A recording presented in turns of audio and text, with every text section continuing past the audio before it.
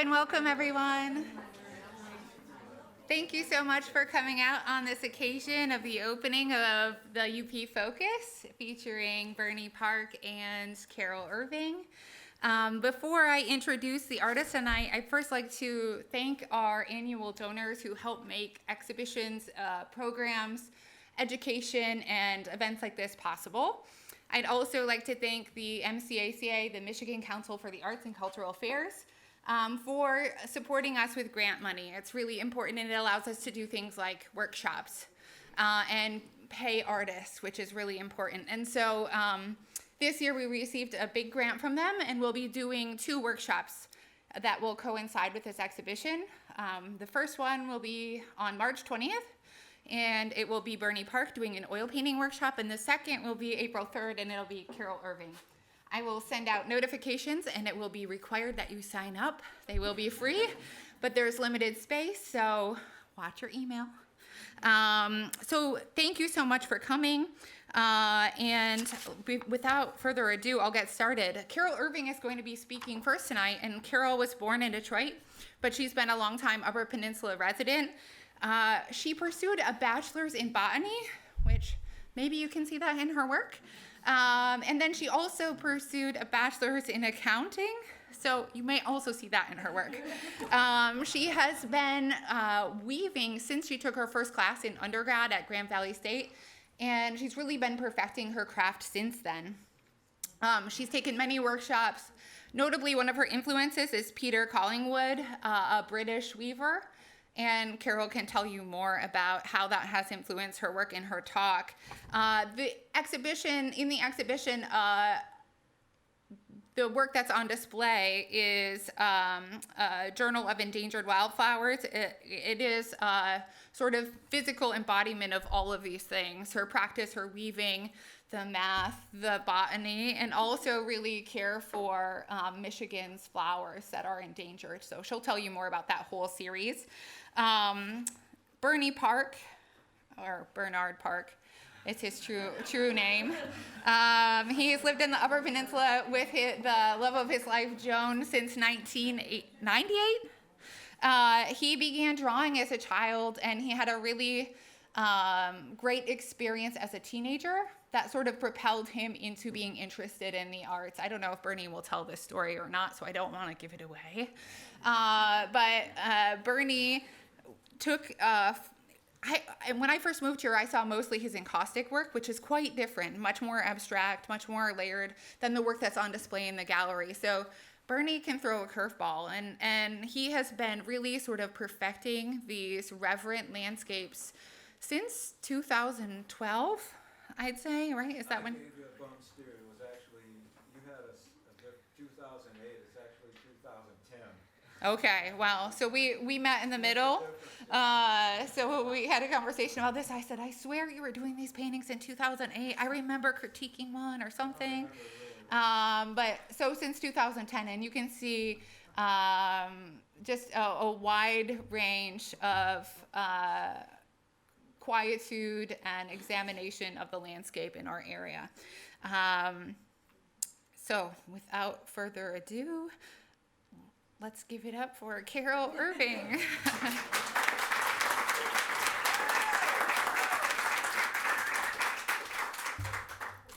Good evening and welcome. Thank you for joining me tonight, and welcome to the UP Focus and Weaver's Journal of Endangered Wildflowers. My slideshow, which will start any moment now, is what?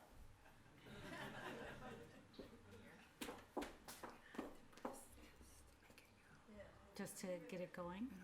Or do I have to keep it? Yeah. This arrow right there? Sure thing. Okay. There. It's rather randomized.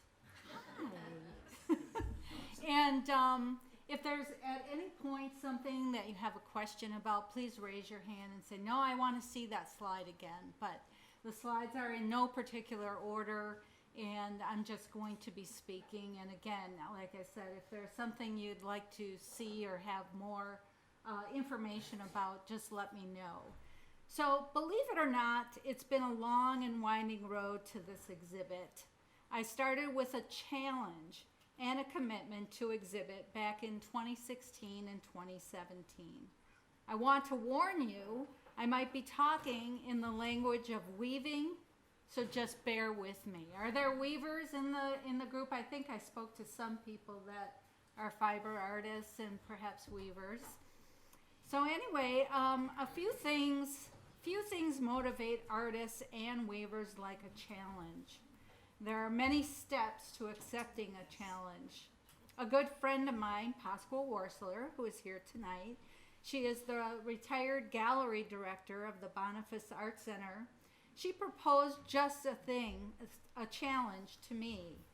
She suggested I come up with a body of work and she would hang it in the main gallery at the Boniface Art Center. She usually filled her calendar 2 years out, and she gave me a tentative date of early winter 2018. I was eager to get started, but of course I needed an idea or a focus for this series. In 2016, at the time of this challenge, I had been a weaver for about 43 years. That's a long time. I had dabbled in many weaving techniques, gone to many workshops and seminars over the years, but in the mid-90s, I was the recipient of a scholarship to attend a Peter Collingwood workshop. And like Emily had mentioned, Peter Collingwood is a master rug weaver from the UK, and there was a weaving store down in Rockford, Michigan, outside of Grand Rapids, and they brought this for a week-long workshop, Peter Collingwood. So it was here, learning about rug weaving and shaft switching, that changed my views on weaving. Up until that time, I had woven many rugs, employing techniques like block weave, rep weave, rag weaving, and weft-faced rugs. But this was a game changer for me. A few years later, I was able to purchase the Harrisville rug loom and the shaft switcher that goes with it. The shaft switcher is a series of levers on the loom that increases the design capability while I'm weaving. So when I was faced with this challenge from Pasqua, I had been weaving shaft switched rugs and wall hangings for many years already. But this loom was my loom of choice, and this was the technique I preferred to express my visions. My means of design has changed and developed over the years, starting with graph paper and colored pencils, and then Excel spreadsheets, which lent itself really well to designing, and eventually to a software product called Stitch Painter, which is what I use today. So as I explored ideas to incorporate into this series, I had decided to use my knowledge and unused degree in botany. Although I had never used my degree professionally, I had always had an interest in botanical and natural sciences. I'd explored and read about an organization in Michigan called the Michigan Nature Association. And they were doing research about Michigan's endangered wildflowers. So I began to do my own research about the wildflowers, their causes of imperilment, studying maps, making drawings, and taking photos. I began to formulate an idea for the scope of the series and who might benefit by viewing it when it was complete. One by one, I began my research and my design process for each wildflower that would be in the series. Up to this point, my work had generally been very geometric in design, and those that know my work and the other series that I've worked on can attest to that design series that I've been working on. It would be a challenge to design organic shapes and express my vision of flowers and all their many colors. Using tools like the Stitch Painter software, a light box, and graph paper, I designed and completed 12 panels for this exhibit.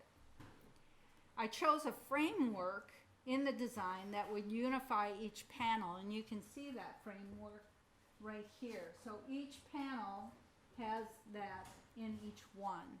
And these are right here samples of the software, printout from the software that I use. And you can see it's very graphical and lends itself really well to the weaving process. So by using the shaft switching technique, I weave with 2 shuttles at all times. Each shuttle, and I would show you what a shuttle is, but I don't see it coming up, but I'll get to that. Each shuttle is carrying 3 strands of rug wool, usually of slightly different shades of the same color. This technique is useful to enhance an area and also enable me to gradate my colors by dropping one strand and adding a new one as the weaving progresses.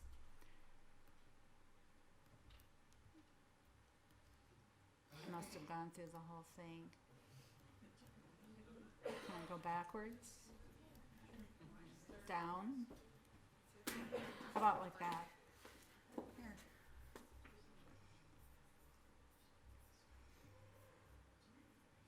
Usually there's an automatic Yeah, there it is.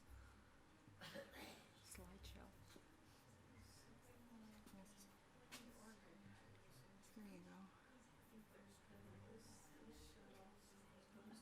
Oh shoot, sorry. No, it's okay.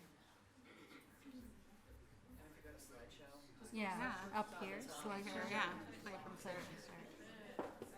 That's okay. So I'm going to keep going. If it doesn't move along, just let me know. I don't know how fast they bump along. So as I was saying, each shuttle carries 3 strands of rug wool, and that just enhances the whole piece. So it enhances a specific area. It doesn't look like it's going. There we go. So that's Peter Collingwood. This is like in the mid-90s.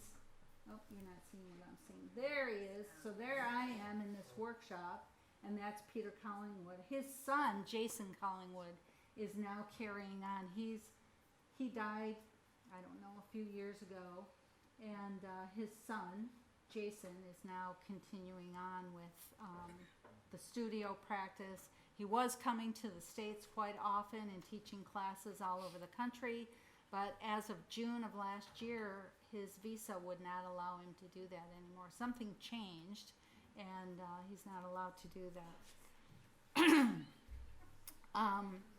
So all of the panels were finished with 2 rows of Damascus knots, and the warps were braided.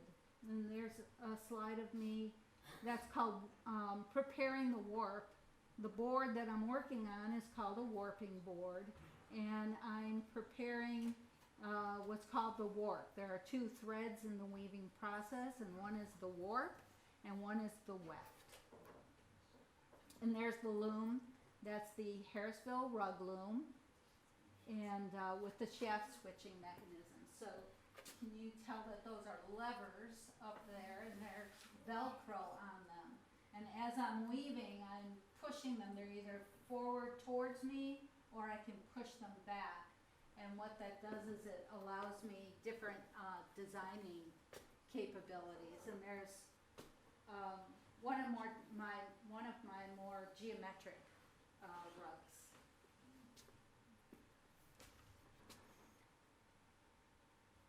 So as I was saying, and you can see it in that rug right there, I finished all the panels that are in this series with rows of Damascus knots, and then all the warps are braided using the same techniques I had learned in that first workshop in the mid-90s.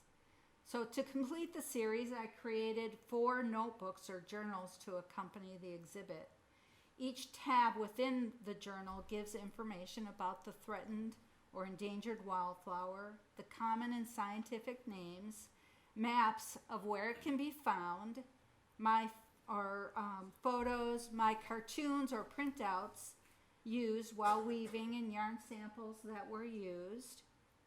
I also included my artist statement for the series and suggestions to minimize threatened species and loss of habitat. Please take a few moments as you go into the gallery to explore those journals. I think it'll really enhance your experience. So I'm happy to say that the series was completed on time and first shown at the Boniface Art Center in Escanaba. It has since been shown at the Birmingham Bloomfield Art Center, Art Prize down in Grand Rapids, Central Michigan University Baber Gallery, the Ridges Wildlife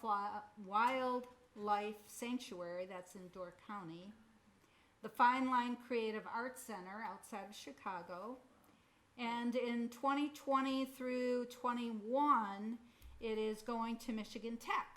I just finished making the arrangements for that so I can make that announcement.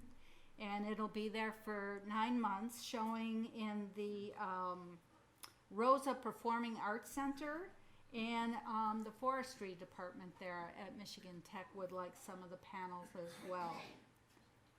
So I've also shown this series at the 2019 conference for the Wildflower Association of Michigan.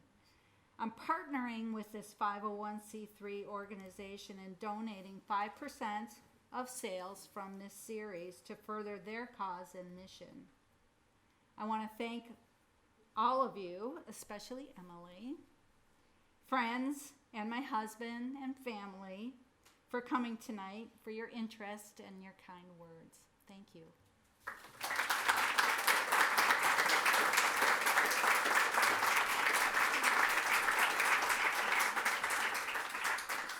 So as we get Bernie situated, all of you in the back, you're welcome to find a seat to sneak in and find a seat so you don't have to stand. There are plenty of seats up here. Should I take questions now? Or We'll do it at the end. At the very end. We'll do it once Bernie's done. Okay. This one's mine. Oops.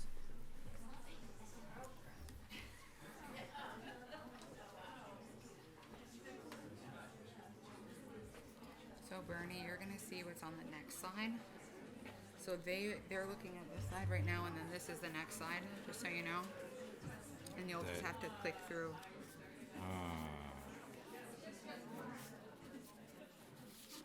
I was gonna do the intro first, and then can you start the slides when I get done? You can just push it, and you'll Oh. have to keep pushing it to change it, okay? You push it to change Yep, it? push this button to change it, Okay. okay? Okay. Yeah, All right. all right. Thank you. Okay, thanks. Bernie Park?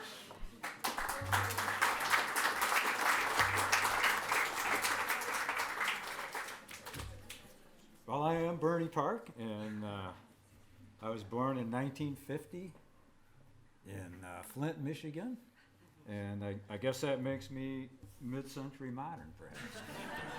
But I'm not nearly as aging gracefully as the architecture, or I'm not nearly as popular as the furniture, but regardless of what my wife might tell you. Anyway, I'd like to thank Emily Matusak-Allen, who was the instigator of this event, and it was transitioned seamlessly to Emily Langto, and I really thank all of those folks for having this opportunity today, or for the next 2 months, actually. And also the DeVos staff who helped, who hung the show, and it really looks great. And also Carol Irving. It's really nice to be in the same venue with Carol. I mean, she's a consummate professional. She does, with a medium that's probably at least as old as agriculture, but she brings it off in a very contemporary and exciting way, I think. So my early years as a young child, I like to draw, and I don't remember a whole lot before I was probably 7 years old, and that's the year we got our first television set, and maybe that has something to do with it. And what I enjoyed drawing was epic scenes of, say, like a battle or a castle with knights of the round table and westerns. I guess that's probably a TV influence. I was a child of the World War II generation, so you saw a lot of scenes of epic where there were lots of characters. And unlike a lot of kids who would, you get your big sheet of paper and you plop a figure down in the middle and the party's over. Myself was a little different, that I wanted all of the figures in there, so I would draw 100 stick figures or whatever, so. And then I got interested in, as years went by, I was introduced by an artist, woman in Phoenix, Arizona. I had an opportunity to go out there because my aunt lived there, and but I met a woman named Annie Bosdick who took me to Taliesin West, and also to a famous ceramic fellow who made bells, and I can't recall his name, but those were two really exciting things that I wanted to be an artist at that point, and my world was set. And then as I entered my teenage years, I went to a small Catholic school, and we didn't have an art program, so I signed up for adult education through the Mott Foundation, and and I got in. They wondered why I wasn't an adult yet, but they let me stay, thankfully. But the guy there that taught that class was an illustrator. He was a commercial illustrator, and worked for an advertising agency, and he had a three-piece tweedy suit on, which, he didn't give me the bohemian experience that I was looking for, but I had to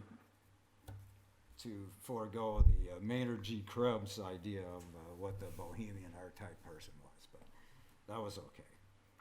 But I also was able to get a scholarship to go to Flint Central High School on weekends, on Saturday, and I could take some instruction there from some of the educators who volunteered to do extra work on Saturdays. And I got that scholarship just by chance because I was the only one who signed up for it. But hey, it worked out.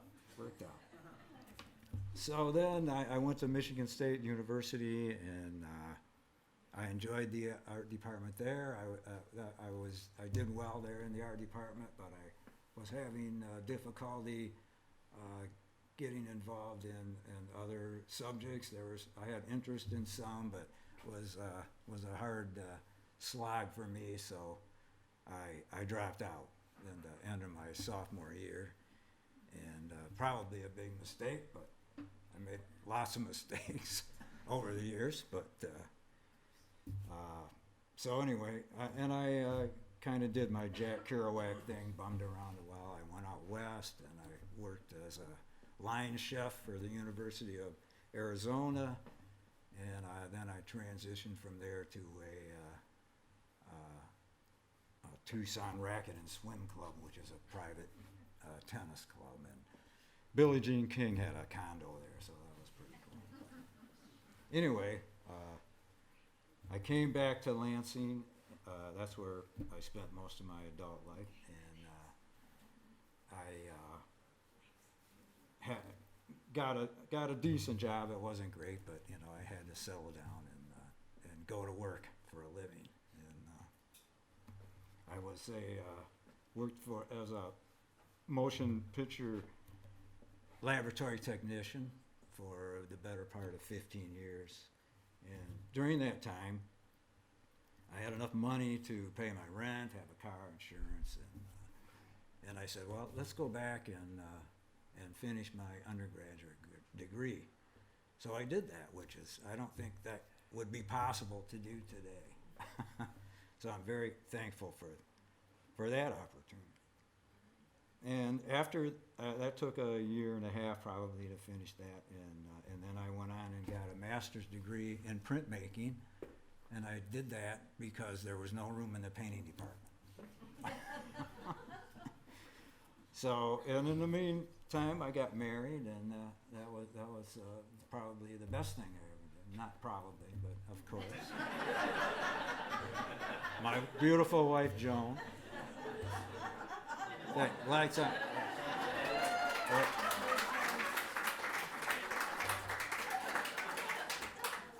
She's the greatest. But anyway, I did want to let the art dream die for sure, and I did stay active as much as I could with all of that, the work, and you know, it was tough. I'm not going to kid anybody that it wasn't, but I wasn't going to let it die.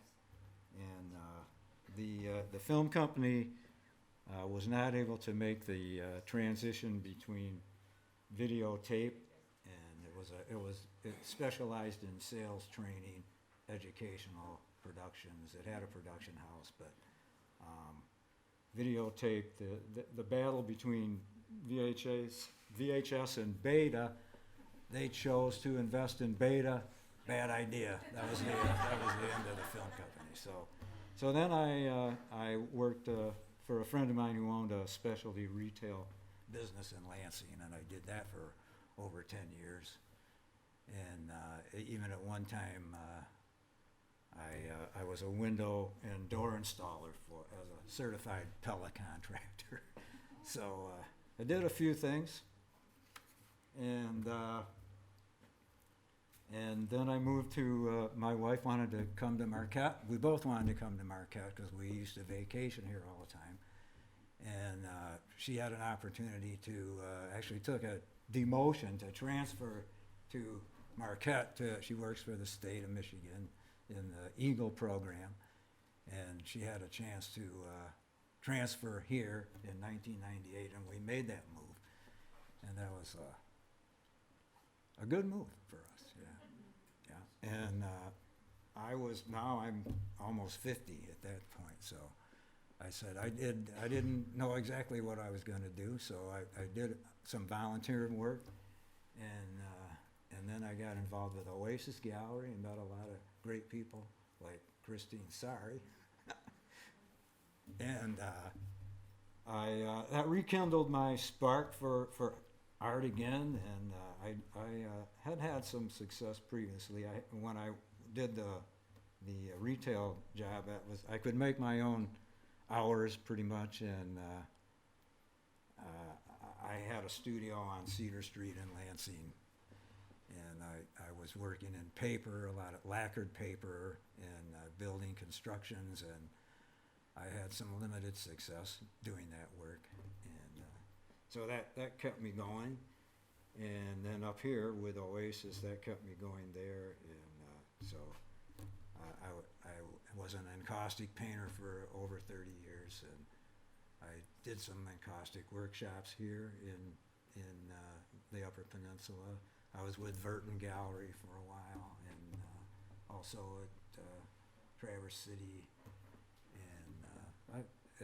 and recently I won a donors award at the Rhinelander National Northern Art Competition last month. It's a contemporary cardboard piece, and I'm no competition for Jason Snyder, believe me. He's a great artist, a really interesting guy that I've just been acquainted with lately. So that's a really nice guy and a great artist. But I turned to landscape painting for the challenge, really. I had done some landscape painting as a graduate student through independent study work. There's 3 examples in the gallery, but so we'll go right to the pictures here. These are not included in the show, but I used them for, you'll see elements of these from pictures that, or paintings that are in the show. Trying to find one of my notes here. Slide 1.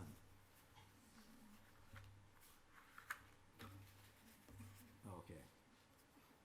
This was I did a lot of paintings from the Porcupine Mountains. That's where Joan and I would go to recreate a lot, and we did a lot of hiking there. And so this is actually the Carp River outlet at Lake of the Clouds, and it's taken from. There's a bridge that crosses the outlet at the bottom of the canyon there, and this is the scene from that painting. And certain elements are going to show up in my paintings, and a lot of them, which is water, wetlands, lakes and streams, and also banding is a common element. And we'll go to slide 2 here. This is another wetland painting. This was a tamarack swamp, which is off of 41 South, and I believe this is in Bay College's permanent collection. Again, the elements of the banding again, and the water, and there's some elements of what I call incised lines, which are these tree trunks here. This is a very small painting, about 3 by 10 inches. A lot of my paintings are quite small. I do that purposely. Well, it's cheap, for one thing. And it kind of begs the viewer to come in a little closer and get an intimate association with the work. So that's another reason. I'm not cheap all the time. We'll go to slide 3 here. This is another tiny painting. And this is a banding at the kind of at the horizontal level, I believe. But one of the elements of this painting that you'll see in the show is where they're actually lit from the front, so the shadows are in the foreground, which is a kind of a difficult challenge because your usual vision is from light to dark as it recedes into the background. But I have a number of work that the light comes from the front, but it's kind of it's a very challenge from an illusion standpoint as an artist to make the darks stand out in the foreground. That's one of my challenges. So that's this is slide 4, if I'm not mistaken. This is a example of how I deal with the painting's ground, which is the surface and the primer, whatever medium you use. I use both lead white and acrylic gesso, and this one is applied with a roller, and then it's sanded, and this kind of gives you the effect, or helps to establish the effect of that time of day between daylight and dusk, heading towards night, and that pebbly green, I think, kind of adds to that fuzzy feeling, or that fuzzy look. Go to number 5.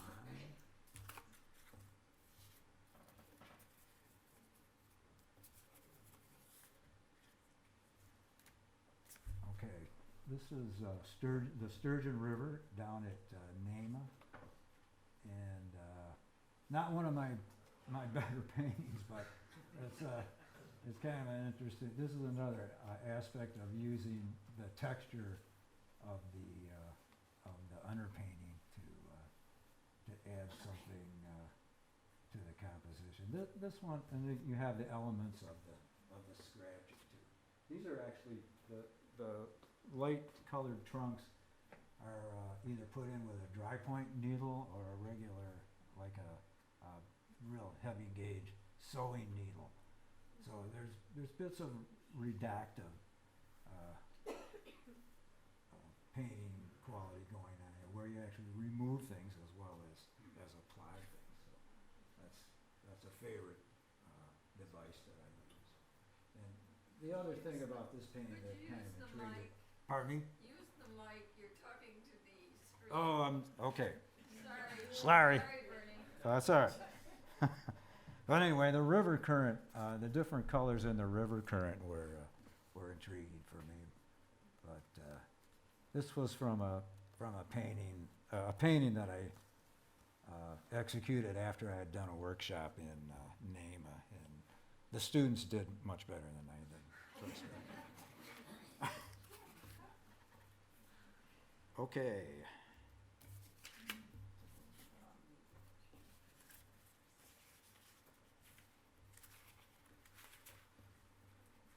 This was a painting. There's a painting group on the wall called Lake Suite, and that's Lake Superior and the clouds. Different ones. Some nighttime painting and stormy pictures, but it was called Lake Suite 4+1. There was 4 paintings. This was the 4th one. 3 are in the gallery. These 2 had found homes someplace. And I consider them more akin to drawing than actual painting, because the 3 in the gallery are monochromed. They're done with pigment and then executed with rag for the most part, with some small elements of brushwork, but mostly all by rag. This one I considered more of a painting because there's an introduction of color, just slight amount of color. And then the 5th one, which was called +1, that actually was a painting, a small painting that had more color in it. So, but you'll see those in the gallery. This is one of my faves all time. These are images that I basically make up in my own mind. I call them contrived. But this has all the elements of the texturing of the ground, the scratching and removing of paint to achieve different aspects of realism, I guess. And it's a wetland. I really like the kind of vermilion color of the hills in the background, but yeah, I really like this painting, and I'm glad it ended up where it did. This was a commission piece, which is another contrived image, and it pretty much demonstrates the same banding. Water feature, although some people thought it was a road, but it's actually a reflection of the sky. You'll see that a lot in most of my paintings where there's water. It's capturing the reflection from the sky. So, and that's my presentation, and thank you for coming. And I'm very pleased to be here. It's a real honor.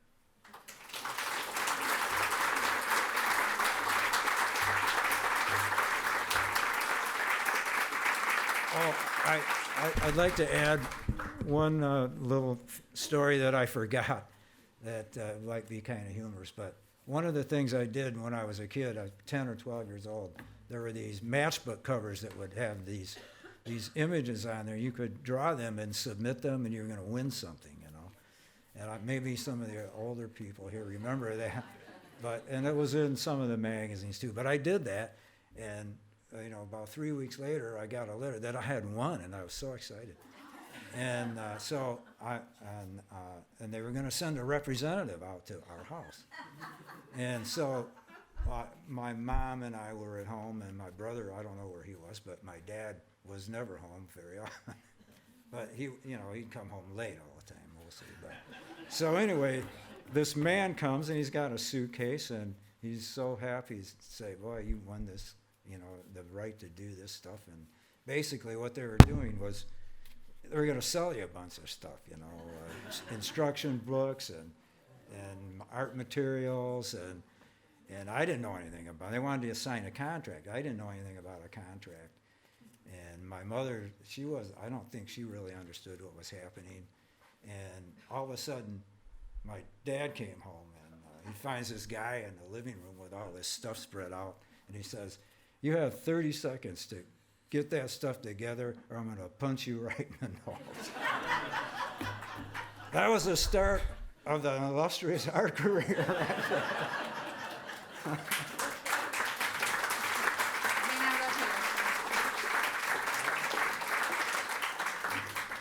So Bernie and Carol are willing to answer questions. If you wouldn't mind taking the mic still, Bernie, you can hang out with Carol up here. Okay. And we can, if anybody has questions, now is the time. Otherwise, you'll see them again in the gallery. I actually have a question for Carol. I was talking with Emily a couple weeks ago, and she had told me about some problems with printing like the posters and the postcards, and they thought Carol wouldn't notice that. Surprise! Because they thought there was a glitch with the file, right? And what ended up coming about is that they thought that your weaving, that the photograph of your weaving was somehow a messed up image. And so through that, and like looking at some of your images up here, they do have they have a digital Right. aspect to them, which I think is fascinating. And I'm wondering if you've thought about that much, or how that connects to some of the other themes that are within your work, if it does at all, or how you feel about that. I'd like to minimize it if I could, but weaving is very graphical. It's very square, and that's the basis. So the software that I'm using, and before that, the graph paper, everything is based on a square, and I can minimize that a little bit in the design process. So understand that everything I do, I prepare way before I sit down at the loom. So it's not like I'm winging it once I get there. It's not like that. It's not like painting. It's all before. I have to know where I'm going before I get there. And I've been told that before. In fact, when I was showing down at Art Prize, I had a lot of teenagers relate to video games that they were playing and how my work reflected and looked like that. I love it. I think I wouldn't minimize it. I think it's perfect the way that it is. Thank you. It's pixelated. Yes, exactly. That's the word, pixelated. That's true. Bernie, so when you capture some of these images, are you out there playing or painting? Are you photographing? No, I them? use photographs. And also, Big? pardon me? Little photographs? Do you blow them up? I have done both. I usually, I used to blow them up a lot. Unfortunately, Office Max moved out of town. But I think I could do it at Ben Franklin. But yeah, I do that, and I'll scale them to as closely as I can, so I keep the composition under control. That's important. Do you change things then? Pardon me? Do you change things from the photograph, or do you paint the photograph? Oh, I do the best I can. Sometimes it works out for the better if I miss it. Your colors are so different from how I imagine your photographs to be. Your colors, the colors? hues on the paint. I'm pretty faithful to local color, what we used to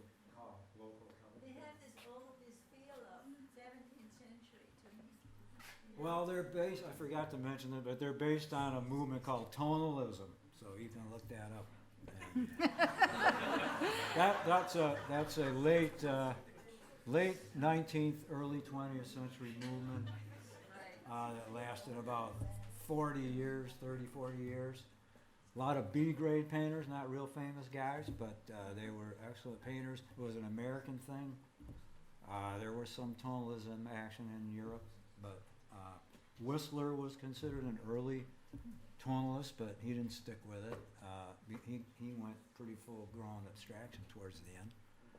Other tonalists did as well, but there was a core group.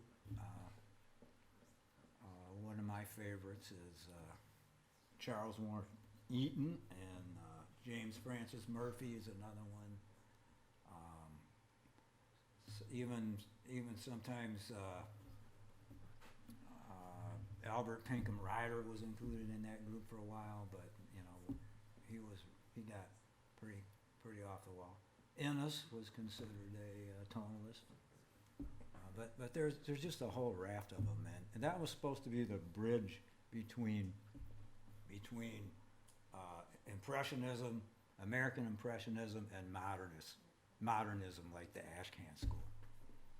So, yes, Tamir. Yeah, I wanted to ask Carol about the Wildflower series, and you kind of introduced it like Pasqua challenged you Yes. out of maybe what you were normally doing. That's the first time that I saw your work. So if that series is complete, It's somewhat complete. does she have more challenges, or what? Like, are you going to go back to what you were doing before? Are there more flowers? It's such There are more flowers to come. Okay. Mainly because when I move the show up to Michigan Tech, it's going to be split into 2 different locations on campus. And so I didn't think that 12 panels would be enough. Sure. So I'm just going to add to it, and I don't know which flowers I'm going to add yet. I just started to do some research in that direction. As far as what's next, right?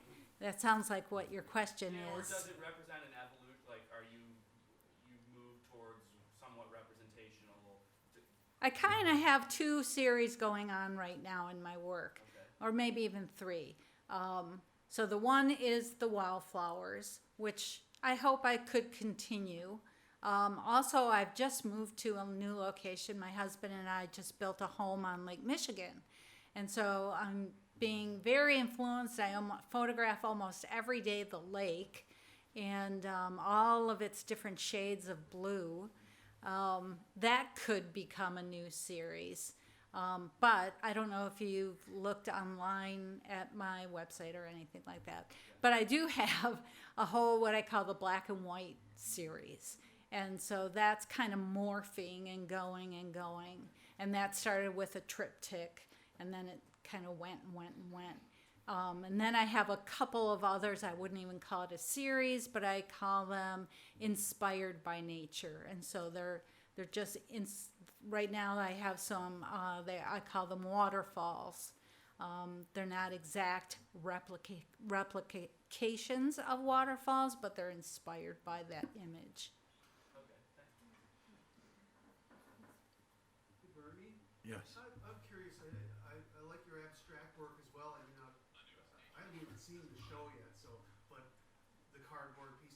What's the relationship between the two? Do you transition? Do you tend to go like for a period doing one thing, or can it be any particular day, whatever you feel like? Or Yeah, you never know what I'm going to do. I don't know. I wonder where I'm going next. I finished another landscape right before this show went up, so I didn't get it done in time to get in the show. But so you'll probably continue both of those. I have a small abstract piece at LSAA Gallery right now, or deal in the library, and the Rhinelander piece, that was an abstract cardboard piece. That's the one I saw. Yeah. You saw that one? Online. Yeah. Online, okay. All right. Bernie, Yes. when I look at your work, it reminds me of the pictures that I've seen from mid to late 1700s in the work of John Bartram and John James Audubon, for example. Okay. Where they were actually in the landscape, and then if you could be there watching them, you could see them disappear into the landscape. Are you accomplishing that kind of contact with the landscape when you shoot your photographs? Well, I'm in it, but I mean, I'm trying to get the best visual composition I can get, and you know, sometimes I win, sometimes I lose, but that's, but yeah, composition to me is everything. If you don't get that right, you're wasting your time. And I know I've made the statement before that that's probably pretentious, but you know, a really good composition can carry you through some, you know, less than great painting. That's just my personal opinion, but you know, the combination of the two, good painting and good composition, you can't beat that. But, you know, you can make a really good composition live with probably less than terrific painting, but I don't know. But I'm familiar with Audubon, but I'm not familiar with the other gentleman that you spoke of. Yeah, he was Atlantic Coast, Yeah. Virginia. A lot of the toneless South painters Carolina, were, Georgia, a lot of the Florida. toneless painters were Yeah. in the east and some, and a lot, west as well. But, yeah, a lot of, you know, they were painting Shinnecock Hills before it was a golf course, so long ago that was. So, Bernie and Carol will be welcome to answer any more questions throughout the reception. Thank you all so much for coming. We really appreciate it, and see you in the exhibition. Thank you.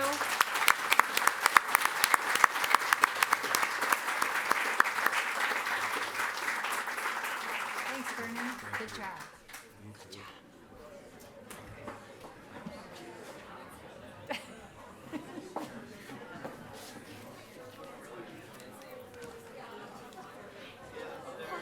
Good work. Oh, thank you. Thank you very much.